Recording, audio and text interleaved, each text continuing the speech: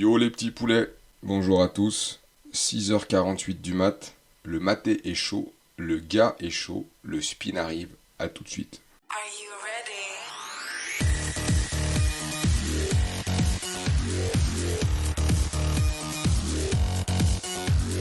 Yo, salut tout le monde et bienvenue, j'espère que tout le monde va bien. Vendredi 6h49 du mat, dernière journée de la semaine. Les vendredis, on va se dire un truc, c'est que les vendredis, c'est là qu'on fait les conneries en général.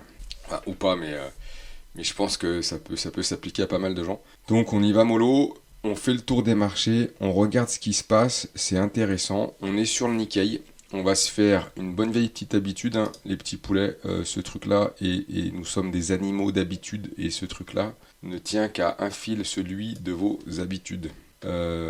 Comme d'hab, petit tour des marchés, le matin, Asie, on voit que le Nikkei, il s'est mis un beau gap, on va aller voir juste derrière. Quand je vous disais qu'il fallait pas enterrer la hausse, et qu'on était sur vraiment, possiblement, hein, c'était une possibilité, mais qu'il y avait des probas qui étaient quand même intéressantes. Du coup, là, je peux pas tricher, puisque l'intérêt de faire tout ça, c'est surtout aussi pour moi, vous vous rendez pas compte à quel point je suis obligé d'être carré et de faire ce que je dis, surtout que là, il faut absolument qu'on fasse les briefs le soir, donc si je dis un truc le matin sur les marchés européens, un truc en début d'après-midi, il faut vraiment que j'arrive à m'y tenir sur les marchés US, et que le soir, je fais le point avec vous. À la fin, je peux pas tricher en fait. Tout l'intérêt il est là. C'est de voir comment ça marche, est-ce que c'est possible, comment c'est possible. On le fait ensemble, je vous fais voir le dessous des cartes. Et ce qui est hyper bien pour moi, c'est que j'ai pas le choix de. Je peux pas tricher, je peux pas me cacher en fait. Il suffit que vous preniez la vidéo de lundi, vous voyez ce que je raconte, est-ce que je dis vraiment de la merde ou pas, et j'en dirai. En vrai, je vais en dire. Parce que tu peux pas toujours avoir raison, et le but c'est pas d'avoir raison, c'est de jouer des probas. Parce que là c'est cool, je vous donne ce que je pense de comment ça peut évoluer, et surtout après ce qui est intéressant, c'est de savoir comment tu opères à l'intérieur de ces éventualités. Du coup, si vous savez pas après comment on rentre, c'est comme je disais la dernière fois, tu peux être à l'envers tout le temps, et en fait c'est de la dinguerie. Donc le Nikkei 1,34, ça pousse. Les Chinois, on va aller voir, mais les Chinois c'est dur. Ok, Europe, hier on se met des vertes partout. Les Américains, on se met du vert partout. Enfin, les Américains du Nord. Les autres, c'est un peu plus compliqué. Mais en fait, on s'en branle. Du coup, ça c'est fait. Qu'est-ce qu'on a, les petits potes? Eh ben, on a le Nikkei devant nous en 4 heures. On va se le mettre en daily. On voit que les bébés, elles se sont quand même fermées là-haut. Mais vous voyez, je pensais que ça creuserait un peu plus pour pouvoir venir prendre une pause. Je voulais pas le vendre parce que ça donnait envie, cette putain de bougie. On aurait pu vendre le top là. Un mec qui est un ouf, il va te dire ouais mais moi je suis une machine, gros, j'ai pris le top. Ouais, bah, va faire ta machine à laver plus loin en fait et laisse-moi tranquille. Parce que là, honnêtement, faut pas être frustré de ça, parce que prendre ce top là, ça s'appelle de la chatte. Donc en fait, ce que tu fais, c'est que quand t'es là, tu vas au casino, tu mets une pièce sur le rouge et t'arrêtes de me saouler. Parce que c'est ce qui se passe. Du coup, pas de frustration de pas avoir chopé cette tige en daily. Parce qu'on voit qu'elle a été ravalée super vite, on arrive sur Human Mobile à cette période, on n'a même pas fait les retracements de Fibo, je les avais tracés, je sais pas où ils sont passés, c'est con. Et bah pas là, on s'en fiche, je vais essayer d'être moins vulgaire, même si j'adore ça. On attrape le départ, le pied là, de l'impulsion. On attrape d'abord le Fibo en fait. Ok, on attrape le Fibo. Vas-y, attrape-le, fils. Et c'est un ouf ce machin, ça marche. Qu'est-ce qu'il me fait? Alors attends. Et bah j'ai TradingView qui bug depuis ce matin, je m'envoie toutes les couleurs. Il veut pas prendre le Fibo. Ah ça y est. Alors, bim. Ah là on y est arrivé. Et vous voyez, on n'est même pas fait, on a même. Enfin si. On est fait. Ah bah si, vous voyez, je dis une connerie, on a fait les 38,2 de Fibo. Vous voyez comme quoi. Mais j'avoue que j'avais.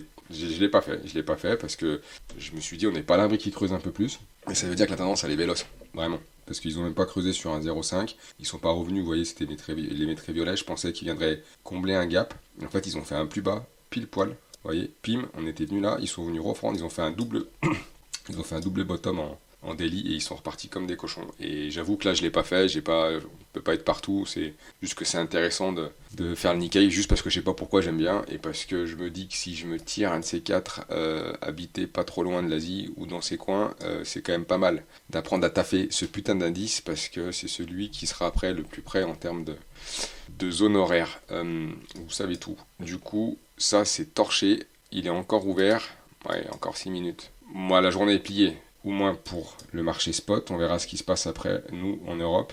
Mais vous voyez que voilà, ce qu'il faut retenir de ça, c'est que l'indice, en tout cas au Japon, les mecs, ils ont la patate. La Chine, ils creusent tellement que, gros, je sais pas où est-ce qu'ils vont arriver, mais en fait, c'est dramatique. Enfin, ou pas, j'en sais rien, faire de la macro sur la Chine et tout, j'ai pas les facultés, je connais pas assez, j'ai des idées là-dessus que je draine à droite à gauche, mais que je garderai pour moi parce que je pense pas que ce soit là que je vous apporte de la valeur, les gars, franchement. Mais vous voyez, là, on est arrivé ici, bon, il y a eu une espèce de dinguerie, là, quand ils ont fait leur zéro Covid à Donf, ils ont pas arrêté de faire les oufs et tout. Bon, ok, accordé, ça c'était un espèce de moment extraordinaire, entre guillemets, enfin, c'était un truc hors du commun, quoi. Mais si on omet ce moment-là, qui était un peu oufissime, bon, on est dans les conséquences de ce moment-là, j'entends, mais et qu'on se met en monthly, les marchés chinois, mec, ils ont effacé. Si on revient ici, là, si on omet, mais de toute façon, on y est dans l'absolu, mais là, ils ont effacé 10 ans, 15 ans de gains vieux, 2009. Et si jamais ils creusent en dessous, on n'y est pas, hein. Mais s'ils vont chercher encore un peu en dessous, là, ça veut dire que les mecs, ils ont littéralement effacé en termes de valeur boursière 20 ans de gains. T'as la magie de la Chine, là, entre guillemets, et bah, elle a plus. Du coup, c'est assez étonnant, cette dichotomie qu'il y a. Parce qu'on est interdépendants quand même. Les Chinois, c'est un peu le moteur, tu vois, c'est un peu à ces pays-là, entre guillemets, qui émergent, qu'on vend encore des trucs. Nous, on est beaucoup plus matures. Donc j'avoue que là, c'est des moments qui sont très intéressants à vivre et à essayer de comprendre, parce qu'en fait, quand on a un qui est là, et lui qui est là, tu sais, les mecs, ils sont... Alors, encore une fois, c'est juste... le Japon et la Chine, c'est juste pas du tout les mêmes pays, c'est pas du tout les mêmes économies, ils ont pas du tout les mêmes problématiques. Les Japonais sont dans des phases, notamment au niveau de la natalité, qui a rien à voir. Enfin, même si les Chinois commencent à capoter un peu, mais on est quand même interreliés, c'est quand même interconnecté. C'est des grosses économies qui pèsent dans le game, et c'est juste... Moi, ça me fait tourner de la carafe. Attendez, excusez-moi. Ça me fait halluciner qu'il y ait des disparités, que ça suit, qu'il n'y ait pas de corrélation, ok, mais là qu'il y ait une telle décorrélation avec les noachis, elle s'expliquera certainement, un économiste sortira une théorie dans quelques temps, ou peut-être déjà, mais bref, impressionnant. Japon, chaud, et là, DAX. Ok, DAX, on fait notre DAX, les gars, et le DAX, il est super intéressant. Hier, on a sauvé les meubles, vous pourrez pas dire que... J'ai pas dit que je voulais pas vendre ici et que que ça se vendait pas. Que j'ai pris l'exemple avec, vous allez voir, on va aller voir tout à l'heure sur l'Eurostock 50 et tout, que on était sur des bas de range, machin, et que vu la vélocité et vu comment arrivait, vu d'où on arrivait au niveau de la tendance qui vient de s'écouler là en 2 mois, c'était compliqué ça veut pas dire que ça va pas continuer à creuser, mais quand t'es là, dans un premier temps, ça vient tester une fois, 2 fois, 3 fois, craquer d'un coup d'un seul, ça peut, mais enfin voilà, faut pas s'enjailler, fallait pas s'enjailler ici, il faudra pas s'enjailler ici si ça y va. C'est ce que je disais, donc là pour le coup, top, puisqu'on voit que la MM50 elle a fait le boulot, on est venu sur un plus bas de range là, mais encore une fois, c'est mes fameux ça peut baver, mais je l'ai déjà fait hier, je vais pas vous le refaire. Aujourd'hui, qu'est-ce qui se passe? Bah aujourd'hui, on est vendredi, honnêtement c'est plus compliqué, parce que si t'es pas rentré là, et que t'as pas un petit reliquat, c'est tout l'intérêt. Tu rentres, TP1, TP2, et après tu laisses courir une partie, comme ça t'es pas frustré, t'es vendredi, tu vas pas pédaler dans la choucroute le matin en devenant ouf en te levant pour une raison ou pour une autre, et tu regardes un peu ce qui se passe. Parce que là, vous voyez que j'ai matérialisé ici le plus haut de la nuit, comme à chaque fois, et on voit super bien qu'on est, on est sous ces mèches-là. Vous voyez, ça peut faire, si on prend ce range-là dans le range, si on attrape un espèce de range intermédiaire, vous voyez, on est en dessous. Là, on a les mèches, les mèches, les mèches, les mèches, les mèches, les mèches. Ça peut faire comme là et remonter. On est d'accord que dans tous les cas, ça peut faire l'un ou l'autre. Mais on voit bien que on est dans une zone charnière. Donc c'est des zones intéressantes. On peut plus trop acheter là. Si t'achètes là, si t'achètes, ce que je veux dire par là, c'est que si t'achètes maintenant, il va falloir payer pour attendre un petit peu là, entre guillemets. Parce que, hop, on n'est pas à l'abri que ça fasse ça, tu vois, et là, ça ferait un pullback. Et ça ferait un des scénars que j'avais donné il y a 2 jours en disant c'est un peu le plus casse-gueule parce que là ils font un espèce de faux machin et là t'es un peu au milieu de la choucroute quoi. Ils peuvent aussi aller chercher là-haut et redescendre et encore une fois ils peuvent aller chercher tout là-haut s'ils veulent. C'est un peu le délire quoi. Donc on est dans un de ces 3 scénarios là, je pense. C'est pour ça que la zone elle est charnière. C'est-à-dire que si on s'affranchit ici, il y a des chances qu'on aille ici, et ainsi de suite. Il va falloir le faire étape par étape. Ce que je veux dire par là, c'est qu'à mon avis, en tout cas, si t'as pas acheté plus bas, faut pas acheter maintenant. C'est pareil, c'est que si t'achètes là, c'est un peu comme si tu vendais ici. On est sur des zones qui sont super intéressantes au niveau du timing.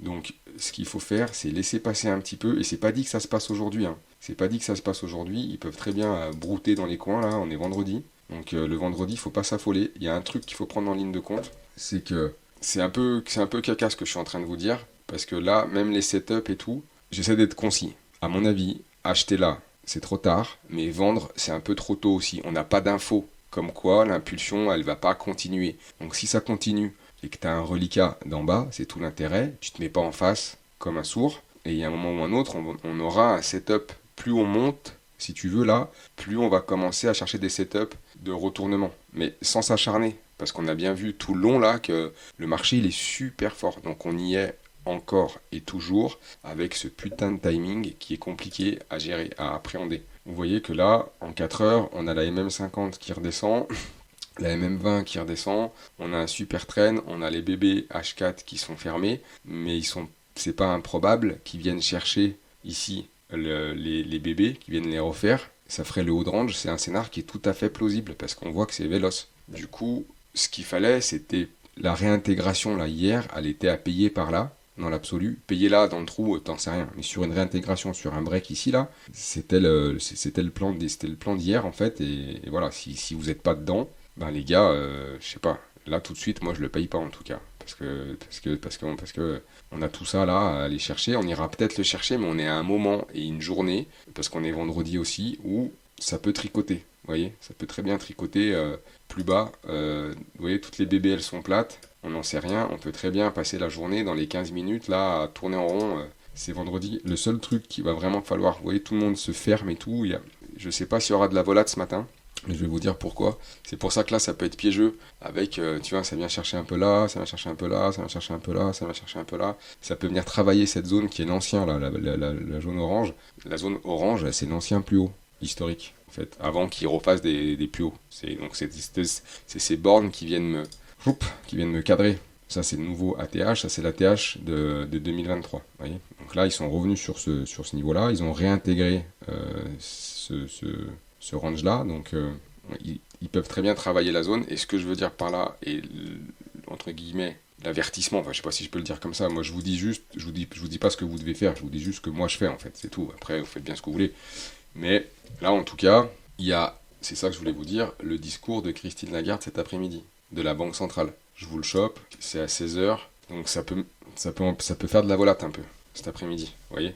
Discours, présidente Lagarde speech. Donc 16h, 11h, pas 16h, pardon, 16h c'est quand c'est les carrés.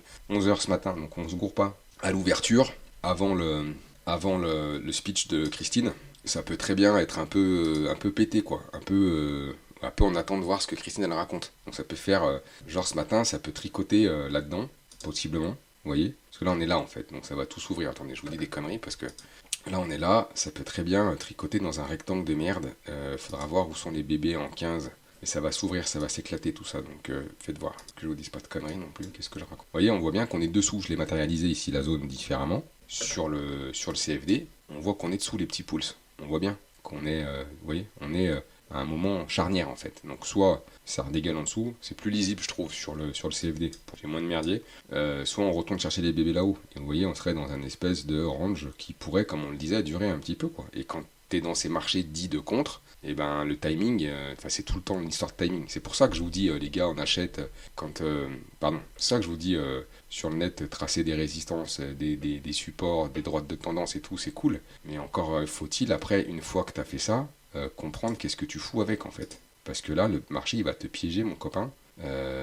Il va te piéger, ils font que ça. Tu vois, hier en bas là, t'as vu, c'est hyper vis là. T'as la mèche là, si t'as pas les moyens mobiles, si tu sais pas lire les trucs, si tu comprends pas que t'es sur le bas de tes bébés qui sont relativement plates, machin, si t'as pas un peu tous ces trucs là, bon bah ici, je veux te dire, il y a un paquet de mecs qui ont dû vendre là et qui se sont fait découper en fait. Et ils ont dit, ouais, c'est bon, ça casse, ça a cassé la zone, ça casse la zone, on vend, enfin tu vois. Voilà, si c'est trop simple, si c'est trop simple, c'est trop simple. Et à la fin, ils sont pas là pour que ce soit simple, sinon ce serait, encore une fois, ce serait facile. C'est bête hein, ce que je dis, hein, mais ce serait facile, tout le monde y arriverait en fait. Tous les mecs que tu vois justement sur le net là, ils seraient vraiment tous blindés en fait.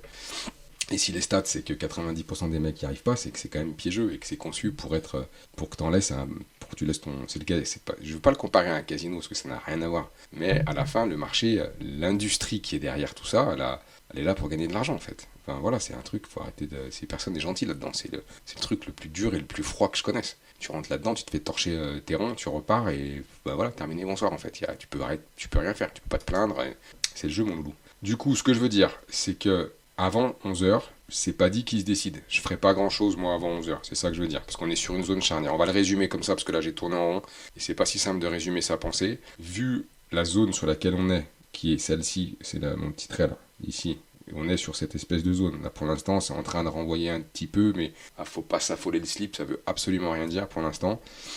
À 11h, on a Christine qui discute. Avant Christine, moi je toucherai à rien. Si vous avez des pauses et que vous êtes à BE plus bas, machin et tout, touchez rien. Si vous avez tenté une petite merdouille avant Christine, je serai vous, je la couperai. Parce qu'on n'est pas à l'abri que ça balaye de ouf. Vous laissez passer la stat, voir ce qu'il raconte, et peut-être qu'on y verra un peu plus clair et qu'il y aura peut-être un directionnel après. Avant la stat, moi je ferai rien. Voilà pour ce que je voulais à vous dire sur le DAX. J'espère que c'est clair. Mais quand c'est sur des zones comme ça, autant hier, tu te dis là, c'est pareil, tu as toujours deux scénarios, mais c'est quand même plus... L'appréhension, elle est plus simple de te dire, ok, ça réintègre, je paye, je tente ma chance. Là, tu es sur une zone qui est intermédiaire, et quand tu es sur un middle comme ça, là, c'est moins évident. L'Eurostox, on y passe vite fait, mais vous voyez, hier, on est là, je vous trace ma ligne bleue, je vous raconte la messe, et je vous fais voir ce qui s'est passé sur le DAX plus tôt, on est sur des plus hauts, machin.